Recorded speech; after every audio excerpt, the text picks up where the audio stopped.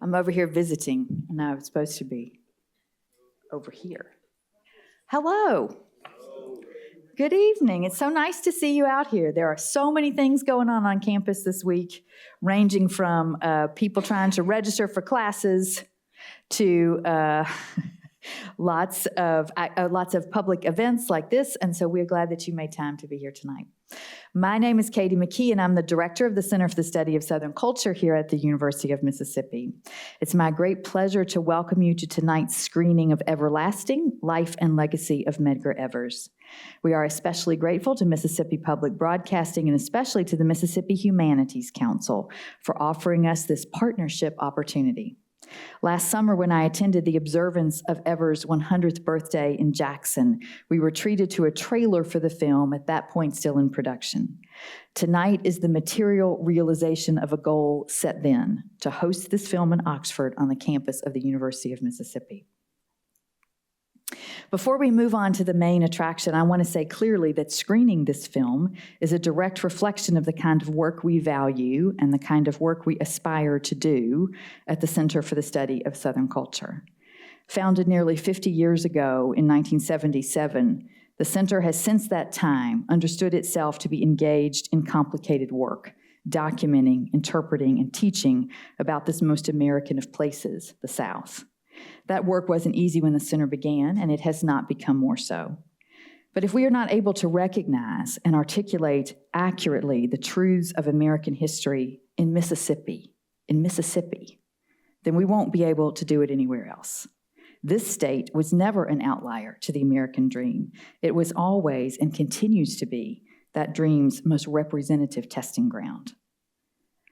Among the most important elements of our work at the center are our 3-degree programs, the BA in Southern Studies, the MA in Southern Studies, and the MFA in Documentary Expression. For that reason, it gives me great delight to pass the microphone to one of our recent graduates, Amiria Bishop, who works now with the Mississippi Humanities Council and who called us up to plan tonight's programming. We can't really take much credit for Mimi's successes. She came to us with a string of accomplishments and a clear sense of self. But we do take great pride in our affiliation with her. Mimi.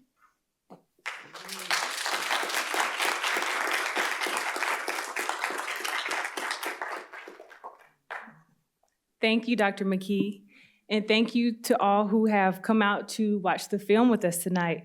As said, I am Mimi Bishop, a program officer for the Mississippi Humanities Council. Based in Jackson, the council creates opportunities for Mississippians to engage with our history, culture, and literature through public programming like this one that connects our stories to the larger world around us. We are honored to support gatherings like these that enrich our communities through thoughtful conversations and engagement. We strive to serve all Mississippians in all regions of our state. We collaborate with partners to promote the public humanities and foster lifelong learning. And we believe the humanities are essential to identifying and addressing critical issues within our state. This work is only possible because of the partnerships and storytellers who also believe in the humanities and help bring these histories to life through their work. And while I see a number of filmmakers and storytellers in here tonight, I am happy to introduce the storyteller and filmmaker behind the film we're about to see, Taiwo Gaynor. Brooklyn native turned Mississippian, Taiwo Gaynor is the Chief Content Officer at the Mississippi Public Broadcasting, where he has worked since September of 2008. In his role, he leads MPB content for television, radio, news, and communications. Gaynor has produced and directed award-winning documentaries for MPB, including Fannie Lou Hamer, Stand Up, and 1964, The Fight for a Right, earning multiple Emmys, Edward R. Murrows, and Telly Awards along the way. He also served as the director and executive producer of the film we all have the pleasure of seeing, Everlasting, Life and Legacy of Medgar Evers. Please join me in welcoming Taiwo Gaynor.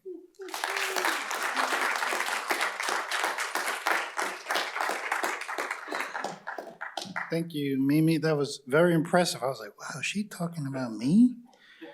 It is such an honor to be here with you all tonight. I want to thank the Mississippi Humanities Council for presenting these screenings around the state. This is our third of 5 screenings.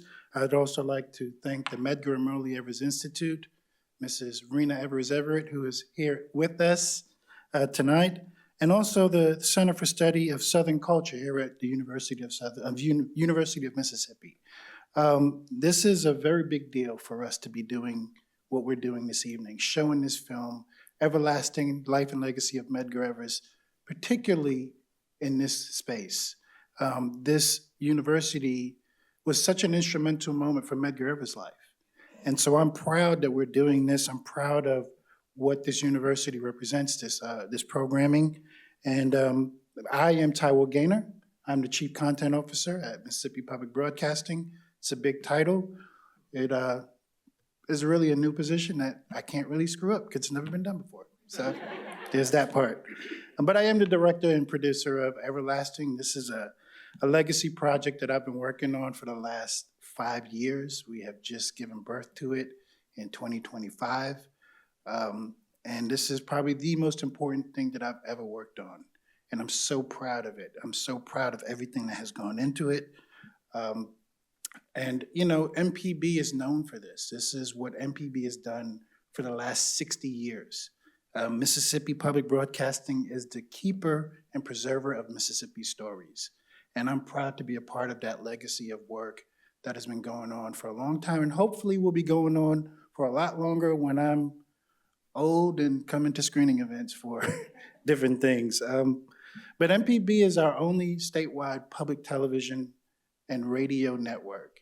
And it's important that we preserve those things. I mean, we've been a little bit under assault the last couple of years, but this film is a representation of the tenacity that is within that space, within that building, and the people that we represent who support us. And so I appreciate people who support public television and public radio. Please continue to do that because we need your help as much as possible. I also want to thank the Mississippi State Legislature, because the Mississippi State Legislature is the sole funder of this documentary. They wrote a special appropriation just for this documentary to be created, which is, yeah, we can clap for that. That's huge. This is a legacy project in every sense of the word. It's the documentary that you will be seeing a portion of tonight. The documentary, the version that we're going to see is the 1-hour version. It is actually a 2-hour documentary. You can see it in its entirety if you want to at the PBS On Demand app or the website, or you can go to mpbonline.org. There's also an 11-episode podcast that we have also published that's available, because you can't just fit Medgar Evers' story into a 2-hour window. There's also educational materials that have been created by our learning department to help students across Mississippi and across the country learn more about the legacy of Medgar Evers. And so this is truly a legacy project, and I'm also proud to announce that in July of this year, we'll also be releasing our new generation, Everlasting the New Generation, which is the Gen Z portion of the video, of the content that you see a small little trailer for in the intro of this video. I also want to announce that MPB has also taken this Everlasting documentary and distributed it to the entire nation. So we have partnered with American Public Television, and as of now, I think it's about 277 PBS stations nationally have picked up this documentary. And so that's an incredible expansion of this project that really just started with an idea from none other than Merle Evers herself. She came to MPB and locked the door behind her and said to Ronnie Agnew, make a documentary about my husband. And here we are today. And I am proud that we are here. And I am proud to present Everlasting. I can say a lot of things about it, but I'll wait till you watch it. And then we can talk about it. I'm really looking forward to the conversation we'll have afterwards. I don't want to prolong this introduction. And I hope you enjoy the film. And I look forward to hearing any questions that you all may have. You can press the button. And I'm going to sit in the back with Miss Reena. Medgar is a brilliant guy, very smart, very compassionate, loved people, hard worker, and caring. But at the same time, he was strong enough to stand up to anybody. He stared death in the face every day. The weight of it, of activism, is extremely heavy when your job is to chronicle every abuse, every brutality, and stay alive while you're doing it. And at the same time that you're carrying this weight, your children, when you get home, cannot see it. You don't know what's going to be on the other side of a phone call until you answer it. I got a phone call and they told me how they were going to kill my dad. It was his choice. He made the choice. Even with her saying to him, you know, you're jeopardizing your family. We got children here.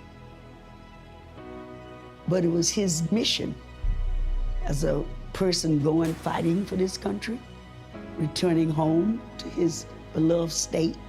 Now, for many of us who've gone overseas, fought for this country, fought for Mississippi, we fought for Alabama, we fought for North Carolina, we fought for Illinois, and we fought for every state in this union. See, if you can imagine that you've been to all these different places in the world and you've gotten an idea of how the world functions outside of Mississippi. He said, baby, you're stronger than you think you are. You take care of my children. Just like that.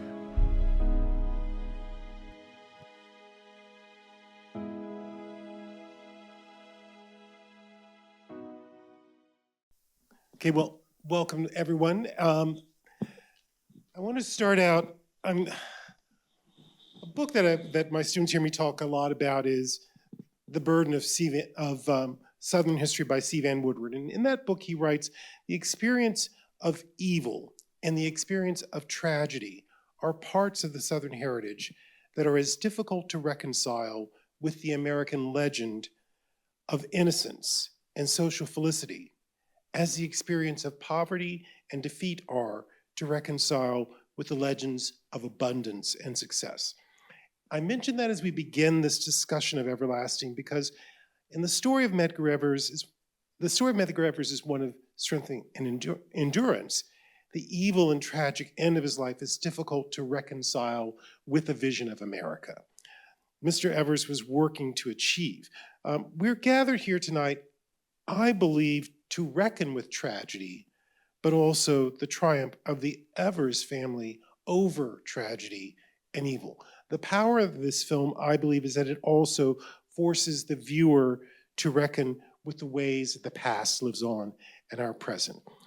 I'd like to start off with Mr. Gaynor. As you were making this film, what was it you wanted your viewers to walk away with after they watched it? Well, thank you, and thank you for joining us and watching this film. It's every time I watch it, I still get moved by it. It was very simple. I wanted the viewer to see themselves in the film.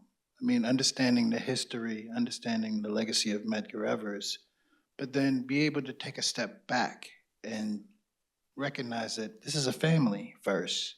This is a husband, a father. This is a man who is working in this community. And to be able to see themselves in that story, see what that man and that family was facing, and try to imagine themselves in that same setting.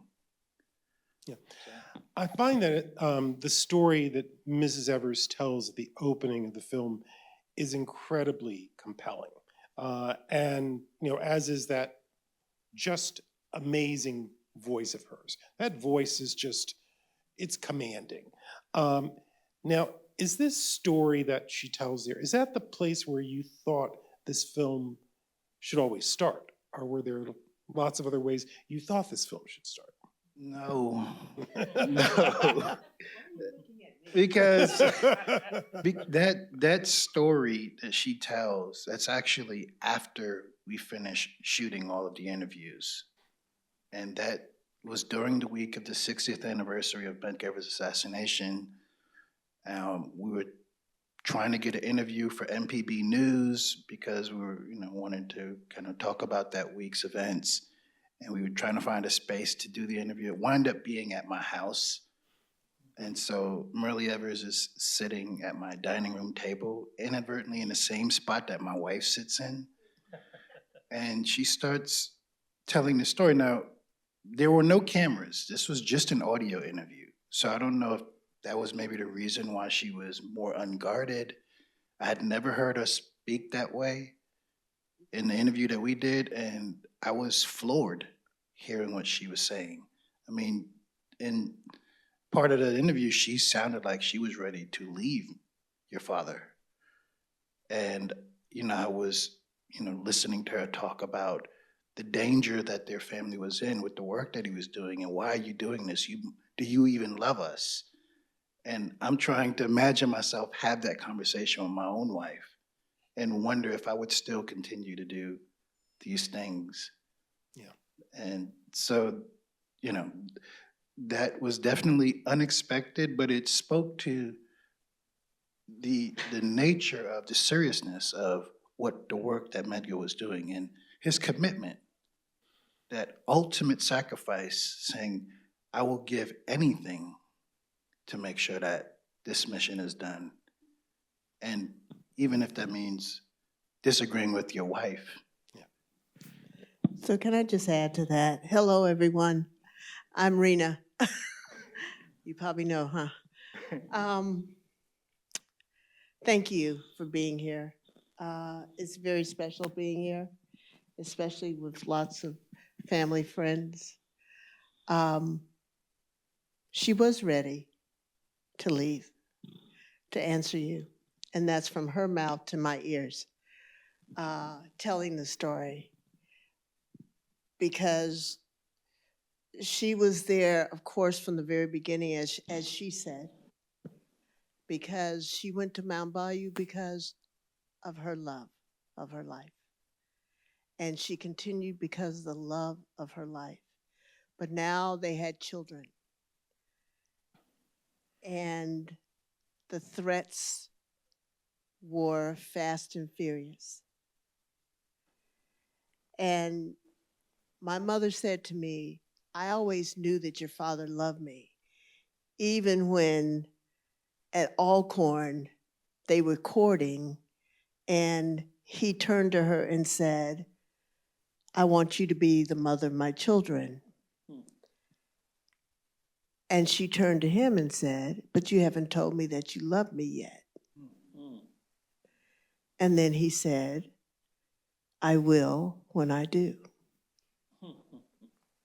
Now, how would you like to start out a relationship with that? I'm just glad they did it because I'm here. But the love resonates throughout this film. And it's the love that resonates throughout our family. And the dedication to life, period, was the mission and the passion of my grandparents on both sides that translated into their children, that hopefully translates continually through generations. But you talk about tragedy.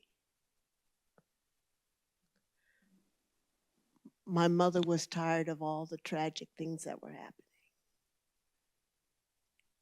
And we tend to think, I say we, I'm talking about us wonderful women at a certain age when you grew up,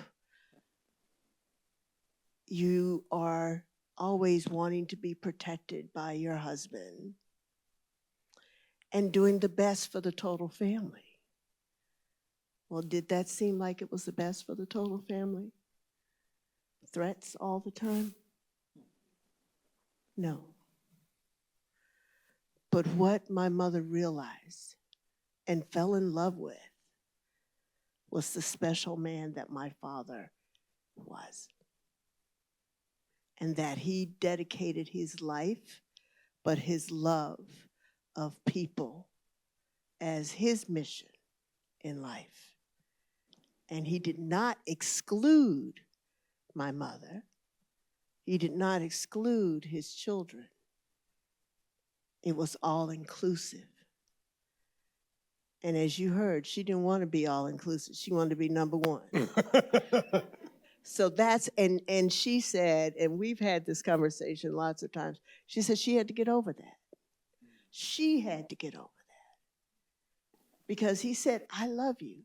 She had to get over that.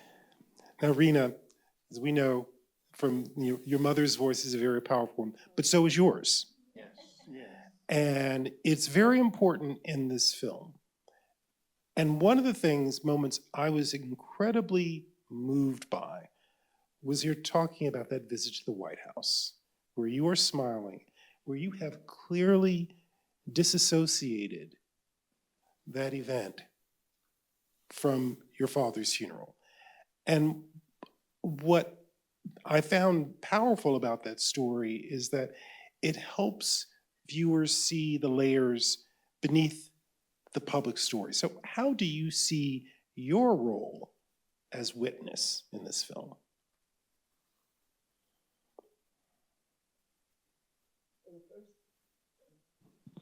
Do you hear me? Okay. The first thing that comes to mind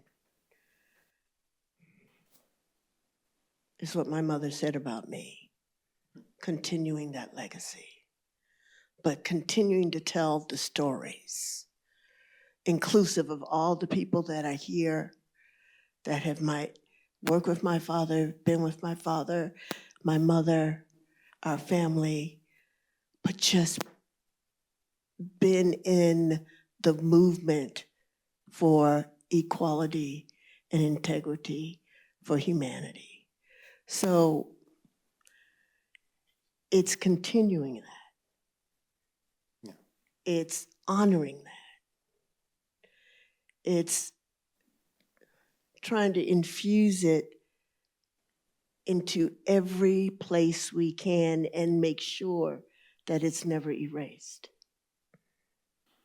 That's what I feel my point is now. I did not for a long time. Well, that's not true.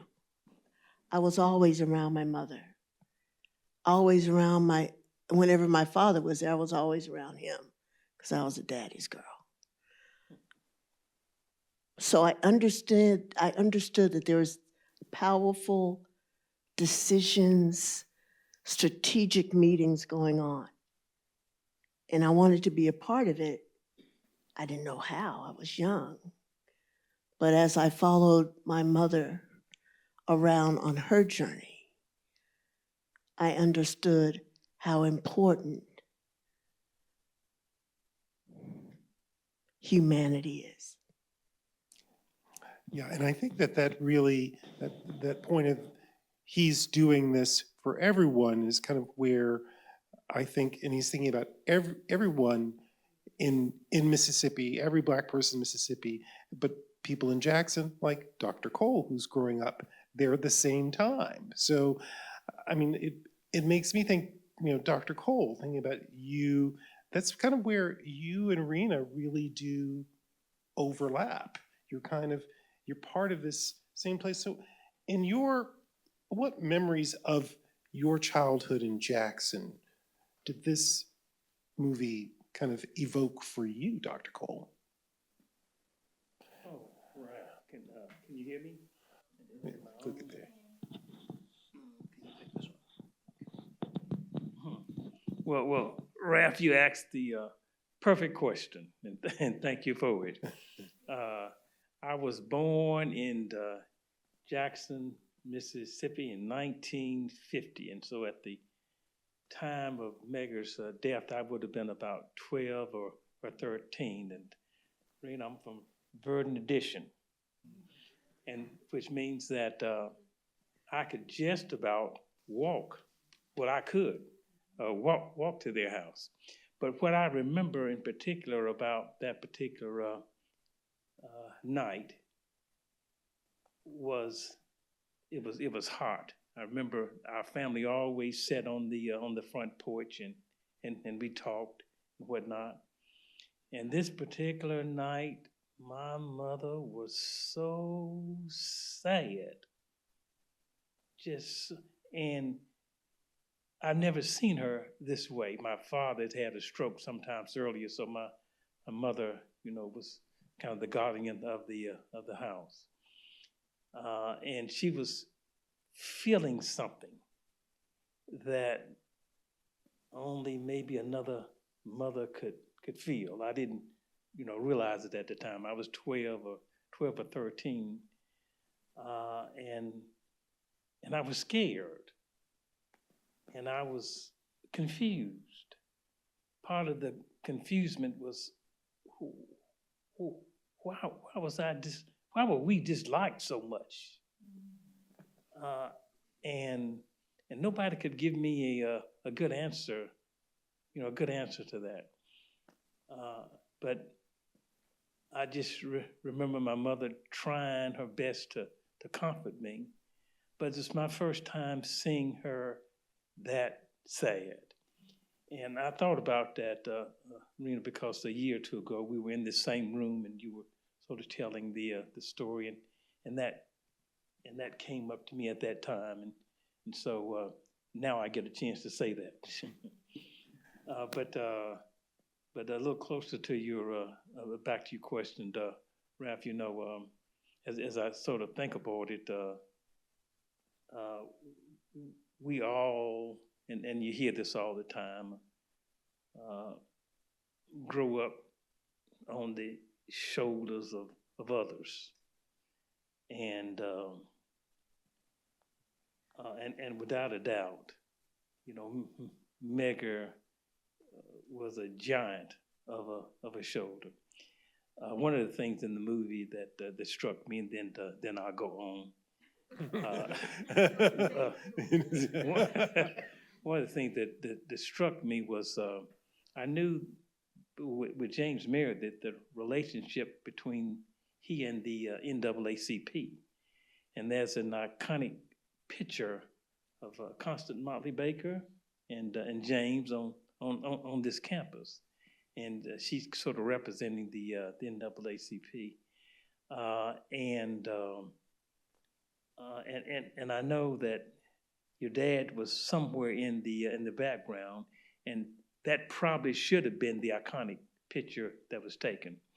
I know James Merritt well, and I know that when he says no to something, you can't convince him any other way. And how your father was able to, convince him to kind of continue after a fallout or whatever, a misunderstanding with the NAACP, tells me what a negotiator he is, he would have been. And maybe lastly, I sort of think, so now he would have been 100 plus years old, and maybe a sad commentary that sticks with me is that if I brought him back today, I'd have him working on some problems that he had all but solved and looked like they're resurfacing again. And that doesn't sit well with me. It challenges me. I'm old, and I feel like I got a little fight left in me, but I want the young folk to come help me fight a little bit. Well, you talk about kind of the shoulders of, kind of standing on the shoulders of others. I mean, watching this film and knowing you're going to be part of this panel, I thought, what you've done at this university is almost very much what I think Mr. Evers would have wanted you to do. So how much did Medgar Evers' sacrifice how was that much an influence on your work here at this university? Oh, it's like laying the foundation. I couldn't have gotten off the ground without that formation. I came up in a segregated world of Jackson, Mississippi, just like he did, but maybe not as brave as he. I had decided, okay, my coming up, well, I'll go out of state to college because it wouldn't afforded me an opportunity here. whereas he actually applied to here. I don't know if I would have had that much nerve, but because he applied, because James Meredith applied, then when I graduated in 1968, opportunity permitted for me to be able to come here, and so I'm stepping up on their shoulders, if you will, and any work that I've done is anybody else could have done after you stepped up that high on somebody's shoulders.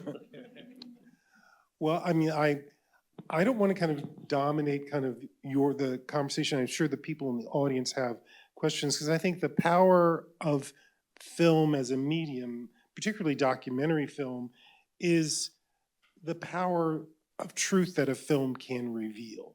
So I'm sure there are questions from the audience, and I'd really like did you have something you wanted to say before that? Go ahead. Go. You have a question Yes, you can. of you. Okay. Oh, I thought I'm supposed to be the moderator here, Rita. I should. Well, you asked me if I had one, so I'm asking. I do sound like my mother now, but let's turn the table on you. Okay. Because you have been around our family, and I don't know how many people knew that. And what was your thought on this movie and being around us for a short period of time? And how did that influence what you did? That memory of, your dad playing with us on the steps of Alice and Julius McGee's house, probably, oh gosh, months before he was murdered, has stuck with me my entire life. And I think, we've kind of corresponded about this, is that there was a point, I think you and your siblings were brought to that house. And we were brought there to play with all of you, to kind of, so that things felt normal. And I had no idea what was happening. It was just, there was another boy who was maybe a little bit older than I was to play with. And I got 3 sisters. So it's like, I'm kind of out on my own. It's like, I'm kind of excited by this. But looking back now, knowing that, and as I said, I lived with Alice and Julius McGee my senior year of high school. So I was around, the family, and, your cousin Tony was in my wedding. It's all very kind of, but for me, this made me think of my dad, because my dad admired your dad so much. And I think for me, this is kind of a full circle moment, is thinking about that. And I'm not sure that he would have ever thought that I would be here kind of talking about Medgar Evers, particularly at this university. So. Thank you for answering. Can I add to that a little bit? Because as y'all were talking, I was thinking about the threads. There's a lot of threads in this story, and I think about just those threads in life, those threads that connect you all. But I think about my own threads and how it connects to this story. Like I did grow up in Brooklyn. There's Medgar Evers College. Medgar Evers College was right down the street from my house, and I had no idea who he was. And my coming to Mississippi is because of Bob Moses, and I was working with his organization. When I did that documentary, 1964, that's when I learned about what Medgar Evers did, his significance, his laying the foundation for all of these things. I mean, even me being in the position that I'm at MPB, it wouldn't have been possible if not for Medgar Evers. The work that he did, it wouldn't have been possible for a lot of these things. I mean, even when and that was why it was important to connect the story with Barack Obama, because, I mean, just that juxtaposition of Merle Evers and her husband fighting for the right to vote. And I was on the mall that day. Yeah. And I couldn't contain the emotion, because it was just, You know, I'm from Mississippi, hearing someone from Mississippi at a presidential inauguration, that was a lot. Those dreads are powerful. Yeah. Yeah. So questions from the audience?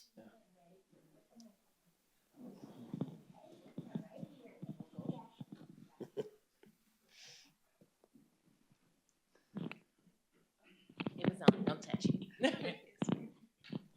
Hello, my name is Trinity Crowley, sophomore here at the university, and my question is for Mr. Cole, Dr. Cole, and Ms. Reena. In today's political climate, a lot of young Black students feel silenced when expressing their views or advice. What would you give us about speaking up and while we feel uncomfortable and unsafe? Like, what's some advice you guys would give us? Oh, well, that's probably easy because you know, as I came in as a freshman or whatever, I was probably no different than you. But you know, somewhere along the way, something moved me. Something became important to me. Education became more less and less about books as it did about life. And so probably the answer that I give to that question is you know, finding your passion and finding your place in society. Certainly, we want to send you out in the world to get a good job, to make a good living, but we also want to send you out there to make a difference. So, what's important to you in terms of making a difference? Somewhere along the way, what turned out important for me was equity. It was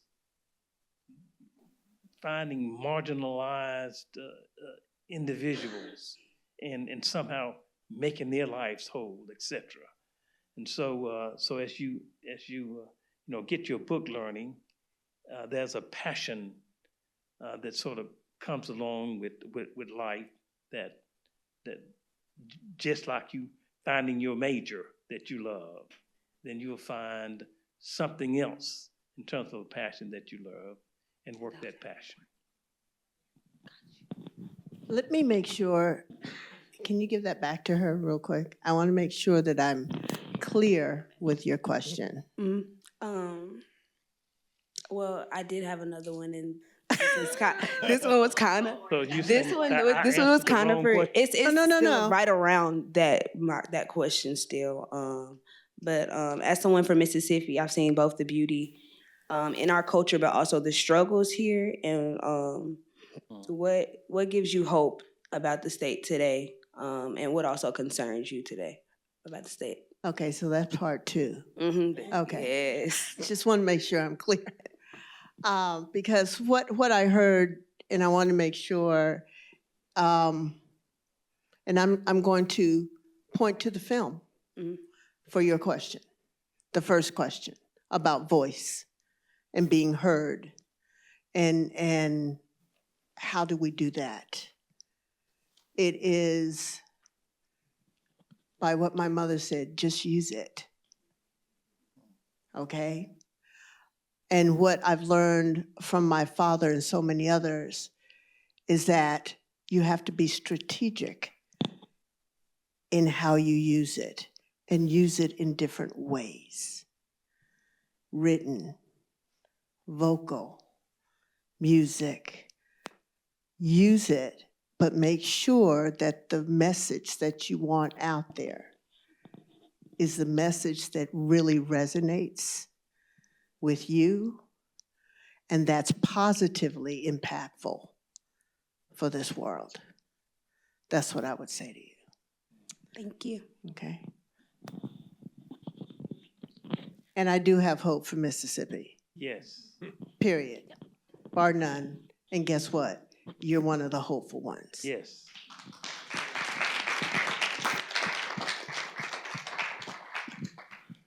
Thank you for this project. It's just phenomenal. I'm a part of a thread. I came here in 1995. First person I met of any kind of national, in terms of personality, was your mother. I brought her here for Black History Month that spring. I went to Memphis, picked her up, and she was by herself. She had no bodyguards or anything. I said, "What are you doing? How are you by yourself?" I said, "Oh, I'm fine, just open the door and drive me back down to Oxford." And I had one of the greatest conversations because I was torn about whether I was going to stay here. Because I was like, well, I'm going to go get me another job. I didn't plan on coming to the University of Mississippi. I sure didn't expect to be here in 2026 in this auditorium talking to her daughter. I'm supposed to be somewhere else. And one of the things that she made a real point was, like you talked about, her and Medgar went back and forth. She said he was the most stubborn man when it came to not being willing to kind of compromise on trying to change Mississippi. She emphasized children. He kept saying, "It's my responsibility." And she kept saying, "Why is it your responsibility?" And they had a lot of, back and forth arguments. So I really had an appreciation. I learned a lot about him, just driving her back and forth to Memphis. My question is, this is a beautiful film. One of the things I was a little bit curious about is, I know you couldn't cover everything, but why didn't you cover maybe the murder of Emmett Till? Because I think that was something where he had to drive all over the Delta and get Moses right. And that was a very powerful, in terms of the way Merle talked about it, in terms of the danger and all of the tension that was surrounding that trial. So that was the one thing I said. I was a little surprised that was no footage or no reference to Emmett Till in the film. Well, spoiler alert. I'm gonna let you. Hold on, real quick. Let me just answer part of it. One piece is, and this is the backstory. We've been working together for over 6 years now, almost. I gave him 3 pages of contacts. You can't put all those people on film because some weren't around, and then it was hard to get others. I'm going to let him address that particular one, but understand there's so much that was compiled, and I'm going to let him finish that. Well, so to answer that question, the version that we watched was a screener version. It's the 1-hour version so that we can have a conversation afterwards. The actual film is 2 hours long. We do include a big section about that killing and Medgar Evers' investigation into Emmett Till. So it is part of the film. And there are several other stories that are in part of that. It's very hard to create something like a cut down because you have to leave so much out. And it's very hard to create a documentary about a person's life as significant as Medgar Evers because there is so much that you cannot fit within 2 hours. And that is one of the reasons why we created the podcast also. But yeah, you're right. There were so many people. I was like, Reena, we can't interview all of these people. And the list kept growing, and it was like, well, we have to finish at some point. So, but we have, one of the things that was important, and I think it really speaks to why the film, in my opinion, is moving, is because one of our first rules was we only really want to speak with people who actually knew Medgar Evers, who actually either worked with him or was connected to the family, as much firsthand account as possible. And I think we achieved that for the most part. Well, Reena probably wouldn't say so, but we got close. You got close.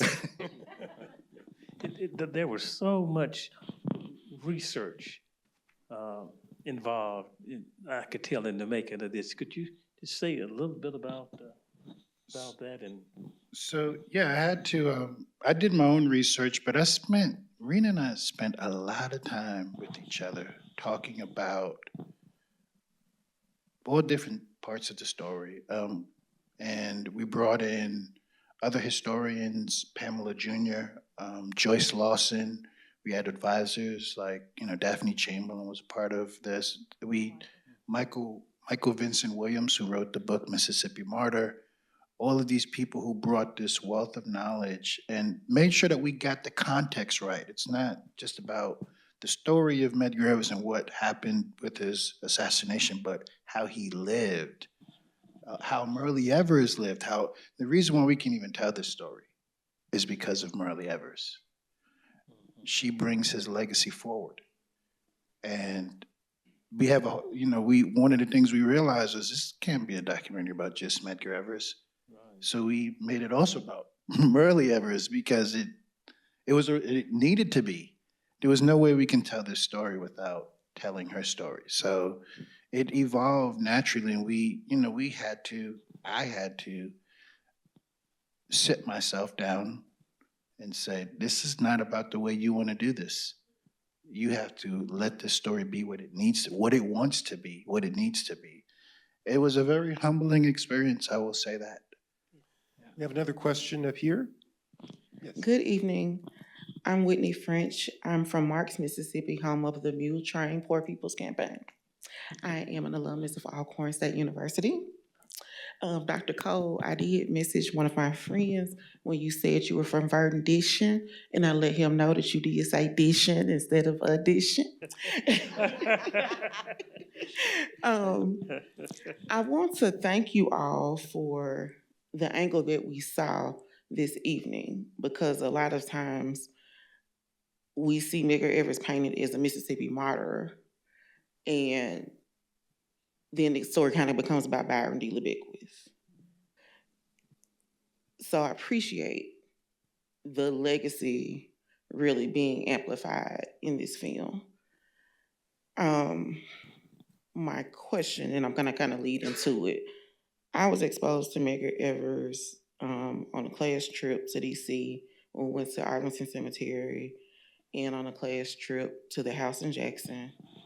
And then again, when I got to Alcorn, because there's an auditorium there named by him. Now there's a statue and a dormitory complex. But we living in an age now where if you ask little children, what did Martin Luther King do for us? Some of them respond, he died for our sins. And that's unfortunately not a joke.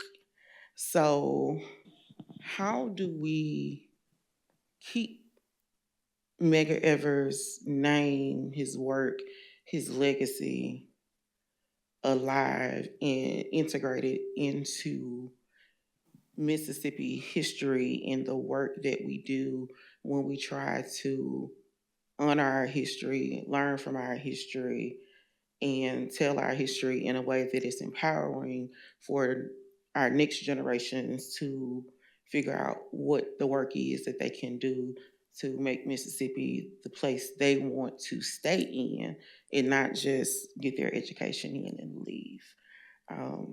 And that's for any of you all. Well, hello, Argonite. Purple and gold in the house. Thank you for that, because that is their legacy and so many other civil rights veterans' legacies. What is important about education is that education is not just in the school. It's on the streets. It's in the churches. It's just getting together. So that's part of what the Medgar Merle Evers Institute is about. As you can see, the new generation, the young people who were going out for our Gen Z, Well, that's the Medgar and Merle Evers Institute's Gen Z program. And we were very blessed to have MPB on the trip and to go ahead and do this. We are continuing it. But what is important is that MPB showed that they are doing educational pieces. There are some educational pieces, but what I'm trying to do, along with others, is compile it all together as far as resources. Put it in one space almost, if you can, and have people go there and pull. And what you did, as you said, that you went to the home, right?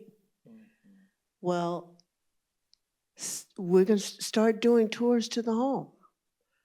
Start doing tours to the museums that showcase the history of Mississippi and the South.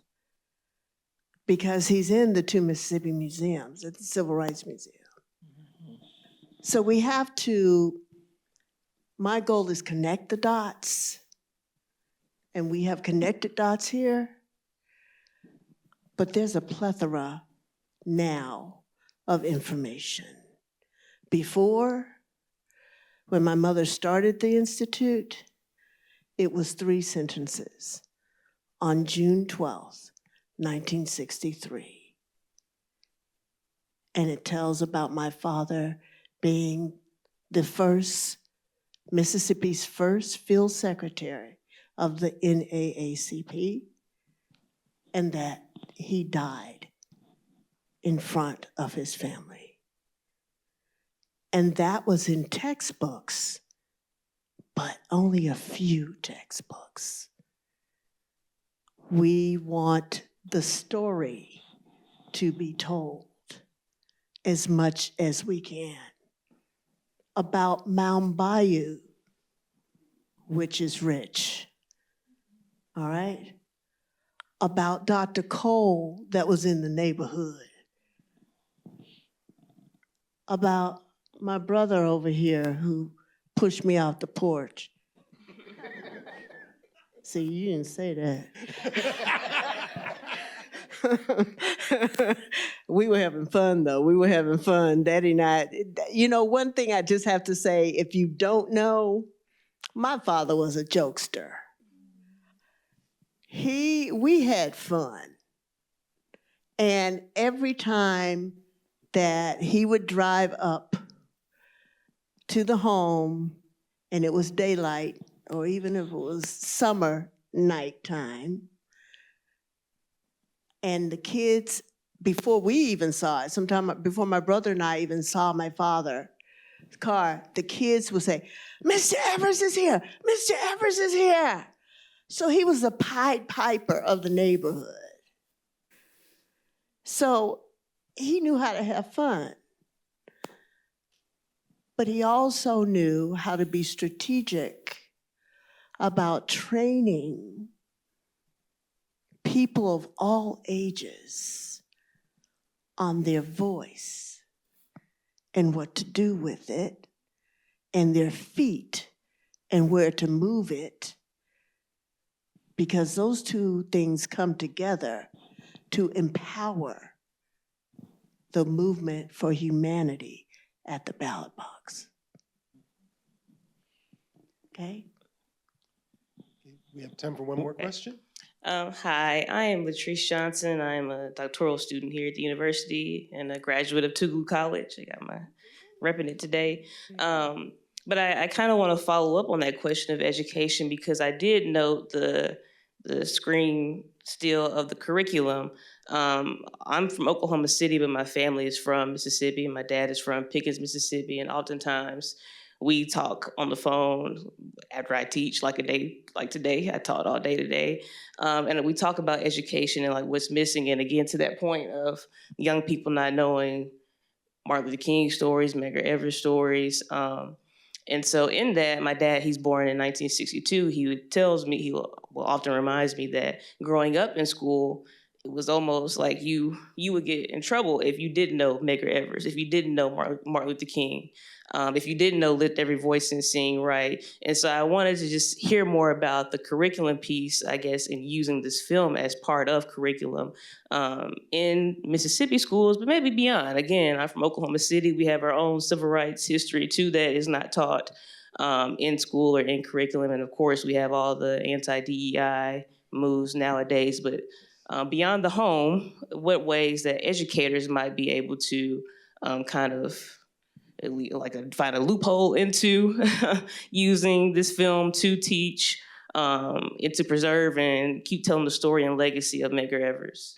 Yes, so at MPB, we have MPB Learning. It's its own department that has certified teachers in it. And so they have developed a curriculum to Mississippi education standards. So they partnered with the Department of Education to make sure that they aligned with the Department of Education's standards so that it can be used in Mississippi classrooms. The film is used directly with this curriculum, along with the podcast and then also some other publications. And it'll be available. They've done some workshops already. They're still redeveloping the curriculum. It will be available for the 26-27 school year. But they've already created workshops. They've had CEU courses, so teachers can get their CEUs by taking these workshops.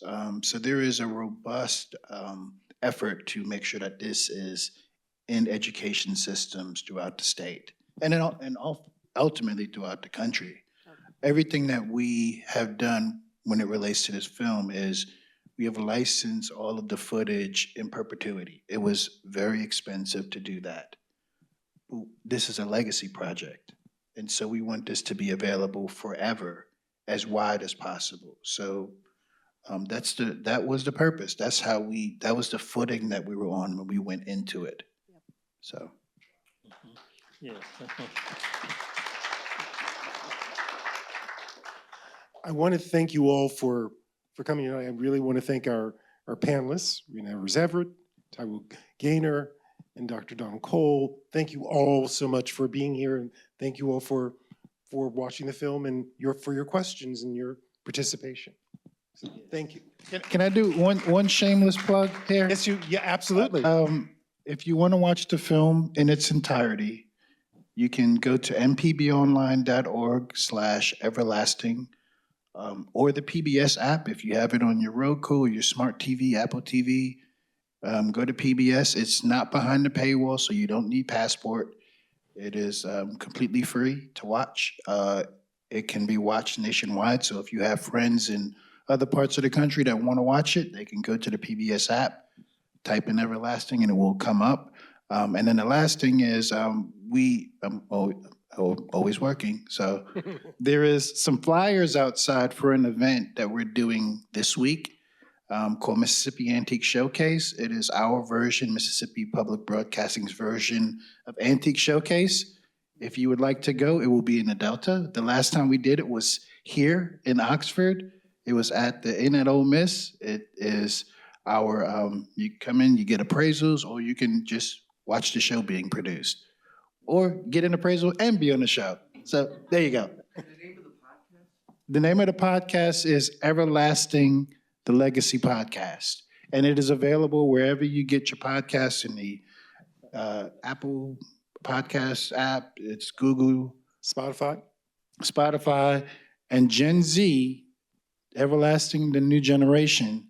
That is our next digital series that will be launching in July of this year. So be on the lookout for that. And make sure, for those of you who are interested in more about Miss Murley, along with my dad, but Miss Murley, contact, I'll put it on me, contact the Medgar and Murley Evers Institute.org. And we're going to connect that and give more information, because there's a couple podcasts. Make sure you go through some of the podcasts that my mother is just, she's a hoot too. Okay, she's a serious hoot. So they were made for each other. Stubborn and a hoot. That you learn so much more about them. And it's the ones that I just love, because I love my family, and that's it. Thank you all.